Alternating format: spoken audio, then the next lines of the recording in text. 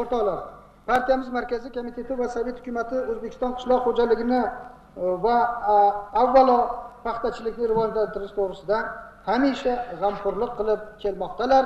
Bizga juda katta yordamlar ko'rsatmoqdalar.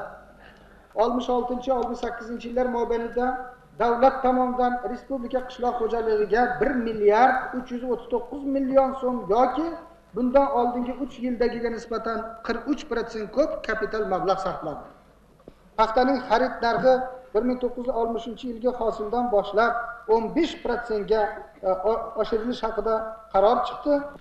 Paxtakorlarga berilayotgan bebaho yordam va otalarcha qilinayotgan g'amxo'rlik uchun jonajon kommunistik partiyamizga va Sovet hukumatimizga hammalaringizni nomingizdan, respublikamizning dehqonlari nomidan chin dildan samimiy tashakkur bildirishga ruxsat bergaysiz.